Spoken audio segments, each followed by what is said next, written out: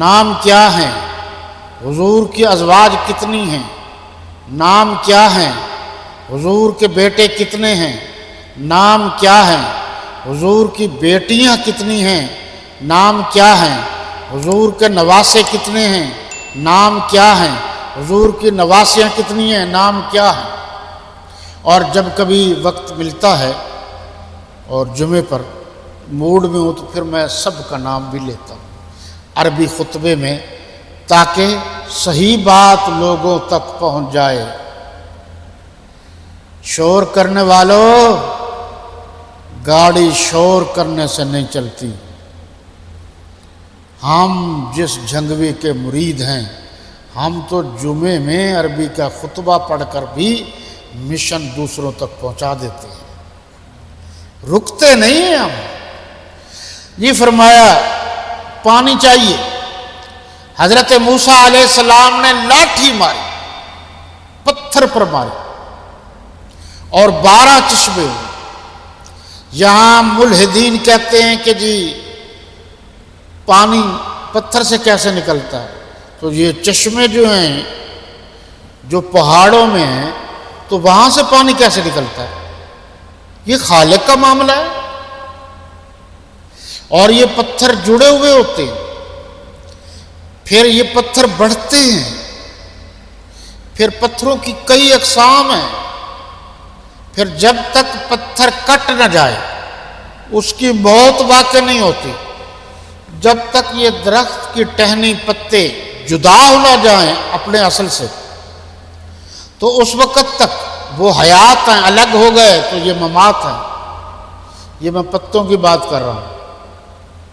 لیکن مقدس ترین ہستی جب اس دنیا سے چلی جاتی ہیں تو ان کے لیے یہ دنیا بھی اعلیٰ ہے اور وہ دنیا بھی اعلیٰ ہے۔ یہ دنیا بھی ان کی حیات ہے اور وہ دنیا بھی ان کی حیات ہے۔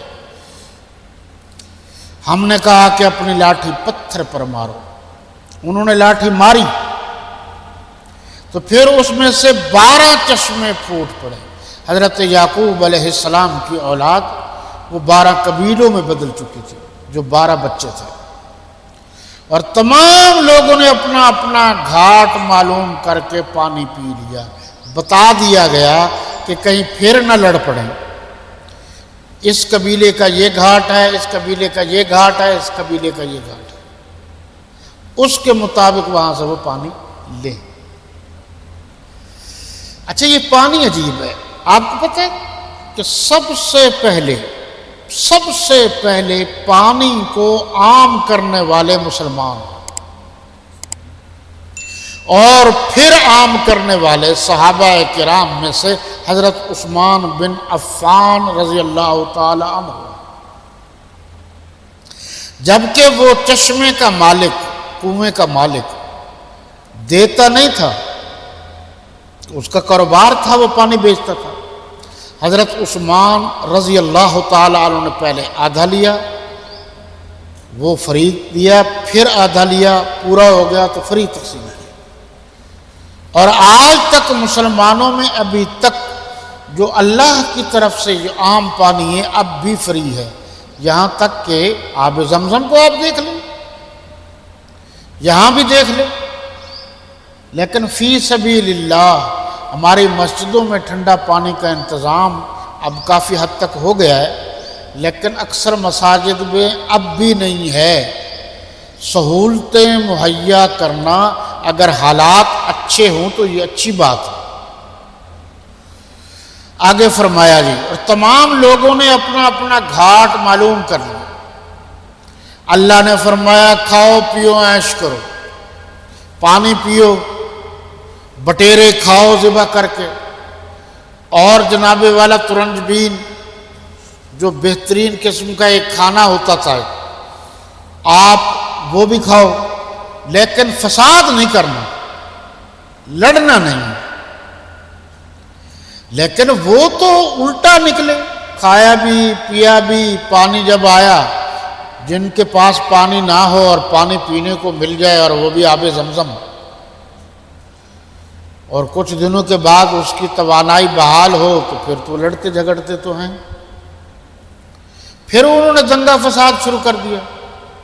اور پھر کہا موسیٰ علیہ السلام سے، ہمارے پیغمبر انہوں نے کہا، موسویوں نے، یعنی موسیٰ علیہ السلام کی ماننے والوں نے، ہم تو کھا کھا کے نا یہ بٹیرے تتر کھا کھا کے تنگ آ گئے، تو بھی اب تمہیں کیا چاہیے؟ مجھے یاد آیا بطل حریت امیر شریعت سید عطا اللہ شاہ بخاری، سب کہہ دو رحمۃ اللہ تعالی علیہ، ہمارے بزرگ گزرے ہیں، مجھے یہ بات ابن امیر شریعت سید عطا المحسن شاہ بخاری رحمۃ اللہ تعالی علیہ نے بتائی کہ انہوں نے ایک دفعہ موڈ میں دن رات بچوں کو مرغی کھلائی پکا پکا، تو پوچھا گیا تو انہوں نے فرمایا میں اس لیے کھلا رہا ہوں تاکہ ان کے دلوں میں جو بھی یہ سب سے اچھا کھانا مرغی ہے یہ محبت ہی اتر جائے، دل بھر جائے، پھر جب دیکھے تو ادھر ادھر نہ دیکھتے، گھور گھور کے نہ دیکھے۔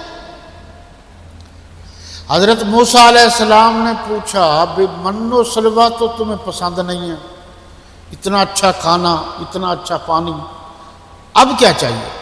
تو انہوں نے پتہ کیا کہا؟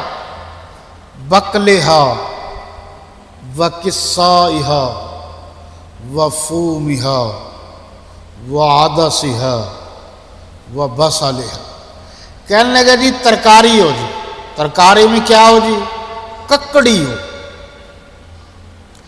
گیہوں ہو، گندم، مسور کی دال ہو، اور جی پیاز بھی ہو، اور جی جو زمین سے اگتی ہیں، ہم ہل چلائیں گے زمین سے یہ اگیں گے اور ہم کھائیں گے پیئیں گے۔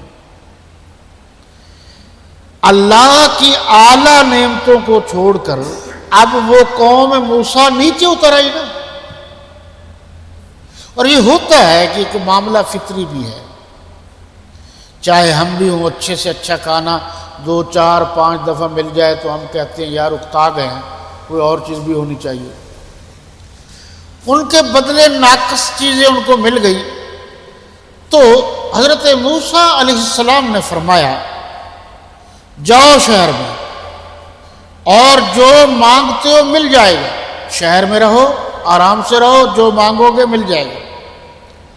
لیکن انہوں نے پھر غلط کام کیے، یعنی بات نہ مانی، تو ذلت و رسوائی، محتاجی اور بے نوائی ان سے چمٹ گئی، وہ اللہ کی ناراضگی میں گرفتار ہو گئے، کیونکہ وہ اللہ کی آیتوں کے انکاری تھے، پھر وہ یعنی نبیوں کے بھی انکاری، نبیوں کی باتوں کے بھی انکاری، بعد میں وہ نبیوں کو ناحق قتل کرتے تھے کہ یہ سچی بات کیوں کرتے ہیں۔ اور یہ بات کافی حد تک درست ہے، آج بھی آپ اپنے گھر میں سچی بات کرنا شروع کر دیں، محلے میں اچھی بات اور صحیح بات کرنا شروع کر دیں تو اکثر لوگ آپ سے ناراض ہو جائیں۔ قرآن کے اس جملے سے تو پتہ چلتا ہے کہ وہ بستی بیت المقدس کی تھی، اور اس ترجمے اور مفہوم سے پتہ چلتا ہے کہ وہ اللہ کی ناراضگی اور غصے میں آ گئے، گرفتار ہو گئے۔ یہ جن کی بات ہو رہی ہے کون ہے؟ موسوی، حضرت موسیٰ علیہ السلام، جن کو ہم یہودی کہتے ہیں۔ تو جب یہ ہے تو آج تک فلسطین پر جب سے قبضہ کیوں، قرآن نے یہ کہا ہے اور واقعتاً یہ ہے۔ تو حضرت مولانا مفتی محمد شفیع رحمۃ اللہ تعالی علیہ ہمارے بزرگوں نے جو لکھا ہے وہ میں آپ کو پڑھ کے سنا دیتا ہوں۔ باتیں بہت ہیں کہ یہ لوگ اپنی ذلت اور اپنی قومی حیثیت سے تو ذلیل و خوار ہی رہیں گے، یہودی یعنی خود مختار نہیں رہیں گے۔ امریکہ اور برطانیہ کے نوکری چاکری ہے نا، خود مختاری تو نہیں ہے، اس کو استعمال کیا جا رہا ہے۔ گو قانون الہی کی وسعت میں آ کر ان کے بعض افراد اس سے محفوظ ہو جائیں گے، بعض لوگ بچ جائیں گے، دوسرے لوگوں کا سہارا لے کر ذلت و خواری پر پردہ ڈال دیں. کچھ ادھر مل گئے کچھ ادھر مل گئے، جس کو کہا گیا الکفر ملت واحد. آگے اس آیا میں جو تفسیر لکھی ہے حضرت مولانا مفتی محمد شفیع دیوبندی رحمت اللہ تعالی علیہ نے، دیوبندی سے مراد وہ دیوبند کے تھے. دیوبندی کوئی مذہب نہیں ہے، دیوبندی نسبت ہے، نسبت. جنگوی کوئی مذہب نہیں ہے، نسبت ہے. ملتانی کوئی مذہب نہیں ہے، نسبت ہے. اس لیے دیوبندی کوئی مذہب نہیں ہے، یہ اچھی طرح ذہن میں رکھ لیجئے. اور اگر میری بات پر یقین نہیں تو حضرت مولانا محمد تقی عثمانی صاحب، ان کے بھائی ہیں مولانا محمد رفیع عثمانی صاحب، یہ اس دنیا سے چلے گئے، وہ ان کی بھی باتیں آپ سن لیں. دیوبندی ہماری اس لیے نسبت ہے کہ ہمارے استاد جن سے ہم نے پڑھا ہے وہ دیوبندی ہے. وہ فرما رہے ہیں کہ جو آج کل فلسطین میں یہودیوں کی حکومت قائم ہونے کی بنا پر بہت سے مسلمانوں کو یہ تکلیف ہو رہی ہے، پیش آ رہے ہیں کہ قرآن کے قطعی ارشادات سے تو یہ سمجھا جاتا ہے کہ یہودیوں کی حکومت کبھی قائم نہ ہوگی. جی، اور واقعہ یہ پایا جاتا ہے کہ فلسطین میں ان کی حکومت قائم ہو گئی.